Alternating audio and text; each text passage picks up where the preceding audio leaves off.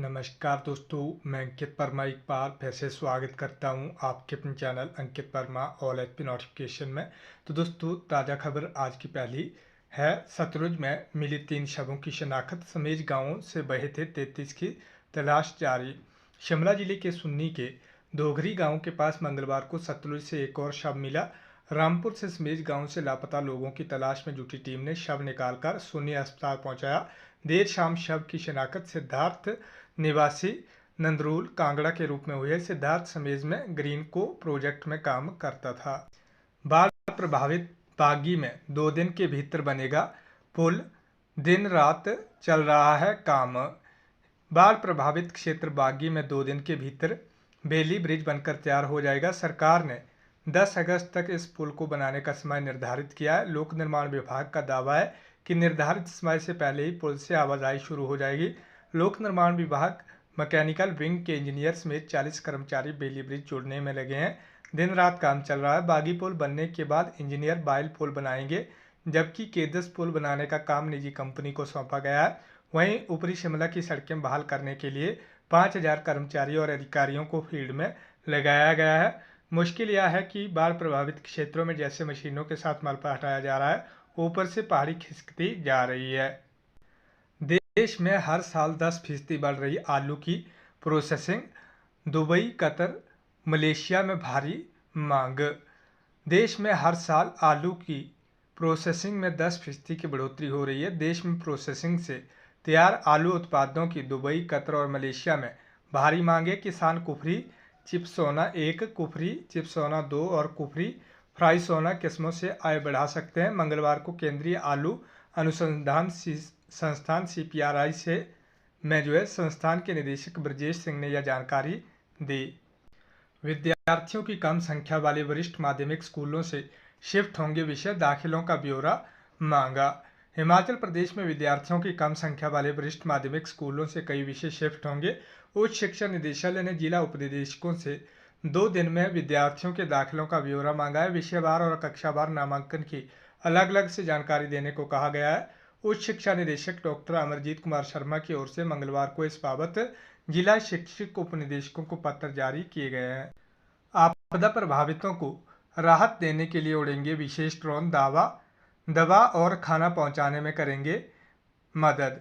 प्रदेश का IT विभाग आपदा में प्रभावित लोगों को त्वरित मदद देने के लिए अत्याधुनिक सुविधाओं से लैस विशेष प्रकार के ड्रोन खरीदेगा। यह ड्रोन आपदा में कारगर साबित होंगे। इन विशेष ड्रोन में डाटा संग्रह, GPS ट्रैकिंग, 3D मैपिंग, हवाई सर्वेक्षण, निगरानी के रूप में सुरक्षा उपाय करने की क्षमता होगी। आपदा प्रभावित क्षेत्रों में सड़कें न होने पर वाहन वहां पहुंच नहीं पाते हैं और हेलीकॉप्टर का अधिक खर्च नहीं उठाया जा सकता। वहां पर यह ड्रोन महत्वपूर्ण भूमिका निभाएंगे। अड़चनें दूर, ढगवार में बनेगा प्रदेश का पहला यूनिटी मॉल, सरकार को भेजा गया भूमि का प्रस्ताव। केंद्र सरकार की ओर से स्वीकृत यूनिटी मॉल को धर्मशाला विधानसभा क्षेत्र के ढगवार में स्थापित करने के मामले में पूर्व में सामने आ रही सारी अड़चनें दूर हो गई हैं। ढगवार में यूनिटी मॉल बनने का रास्ता साफ हो गया। यूनिटी मॉल के लिए उद्योग विभाग के नाम पर ट्रांसफर होने वाली भूमि का प्रस्ताव जिला प्रशासन ने प्रदेश सरकार को भेज दिया गया है। अब प्रदेश सरकार इस भूमि ट्रांसफर मामले में मुहर लगाएगी। हमीरपुर न्यूज़। लाहलड़ी गांव में पालतू कुत्ते ने 3 बच्चों को काटा, गुस्साए परिजन पहुंचे थाने। नगर परिषद हमीरपुर के वार्ड नंबर 11 लाहलड़ी गांव में पालतू कुत्ते ने 3 बच्चों को नोच दिया। मेडिकल कॉलेज हमीरपुर में तीनों बच्चों का उपचार करवाया गया। वहीं गुस्साए अभिभावकों ने इसकी लिखित शिकायत पुलिस थाना हमीरपुर में की। बाद में पार्षद वकील सिंह ने अभिभावकों और कुत्ते के मालिक के बीच लिखित समझौता करवाया। पेड़ पर लगे सेब खुद तोड़ सकेंगे सैलानी, 200 रुपये किलो चुकाना होगा दाम। हिमाचल प्रदेश में देश विदेश से शिमला घूमने आने वाले सैलानी अब सेब के बगीचे में पेड़ पर लगे सेब खुद तोड़कर खा सकेंगे। सैलानियों को सेब के बगीचे देखने का तो मौका मिल जाता है, लेकिन पेड़ पर लगे सेब अपने हाथों से तोड़ने से हमेशा वंचित रहते हैं।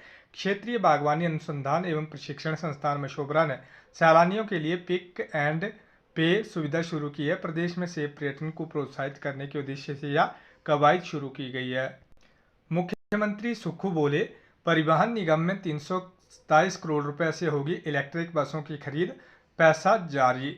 जल्द ही एचआरटीसी के बेड़े में नई इलेक्ट्रिक बसें जुड़ जाएंगी। प्रदेश सरकार ने इलेक्ट्रिक बसों की खरीद के लिए एचआरटीसी की 327 करोड़ रुपए जारी कर दिए हैं। मंगलवार को एचआरटीसी की बैठक की अध्यक्षता करते हुए मुख्यमंत्री सुखविंदर सिंह सुक्खू ने कहा कि प्रदेश सरकार निगम को आर्थिक घाटे से उबारने के लिए हर संभव सहायता प्रदान करेगी और निगम को आत्मनिर्भर बनाएगी।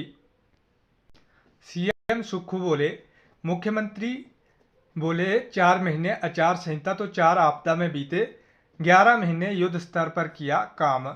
मंगलवार को शिमला राज्य अतिथि गृह पीटरहॉफ में आयोजित अमर उजाला मेधावी छात्र सम्मान समारोह में मुख्यमंत्री सुखविंदर सिंह सुक्खू ने कहा कि सरकार बनने के बाद 4 महीने चुनाव आचार संहिता तो 4 प्राकृतिक आपदा में बीते, हमने 11 महीनों में युद्ध स्तर पर काम किया है।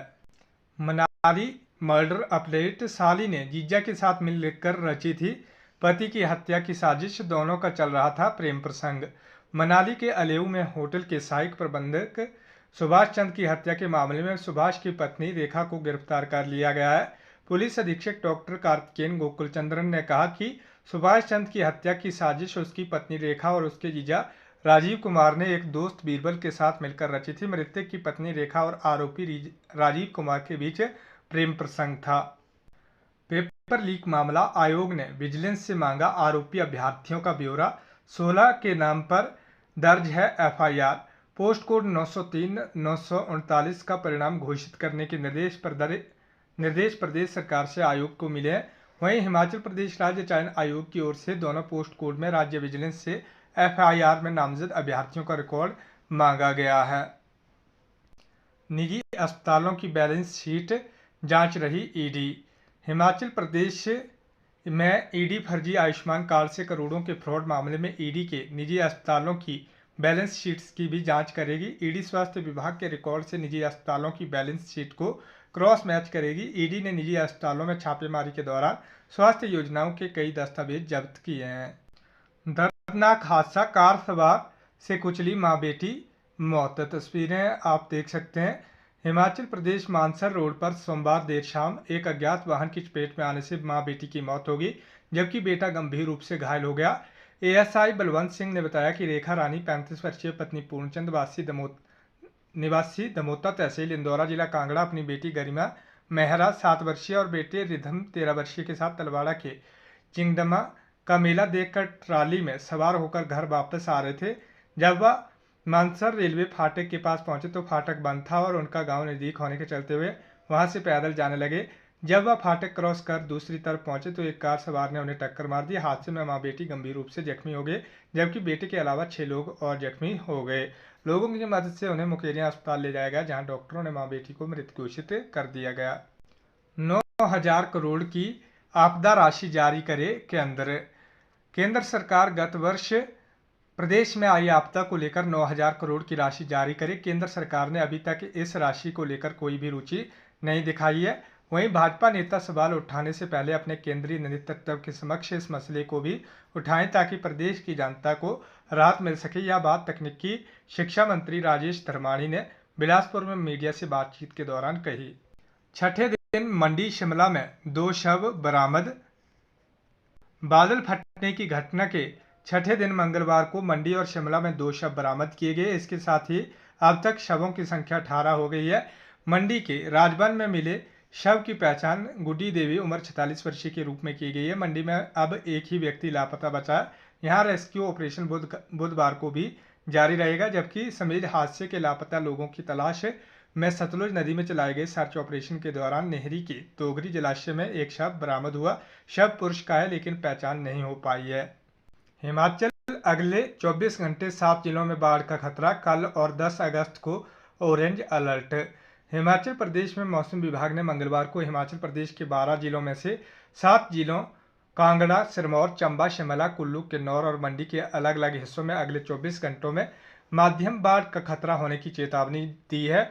मौसम विभाग ने 7 और 10 अगस्त को राज्य में अलग अलग स्थानों पर अत्यधिक बारिश, आंधी आने का ऑरेंज अलर्ट जारी किया है तथा 12 अगस्त तक शेष दिनों में भारी बारिश का येलो अलर्ट जारी किया है। राज्य आपातकालीन परिचालन केंद्र ने मंगलवार शाम को बताया कि लगातार हुई भारी बारिश के कारण आई बाढ़ और भूस्खलन के कारण पहाड़ी राज्यों के विभिन्न हिस्सों में 53 सड़कें बंद हो गई हैं। अधिकारियों ने बताया कि 31 जुलाई की रात को कुल्लू के निर्मंड, सैंज और मलाणा मंडी के पद्धर और शिमला के रामपुर उपमंडल में बादल फटने से आई बाढ़ के बाद अब तक 14 शव बरामद किए गए हैं और 40 लोग अभी भी लापता हैं। तो दोस्तों, ये थी हिमाचल प्रदेश की आज की सभी ताज़ा खबरें। धन्यवाद। जय हिंद, जय भारत।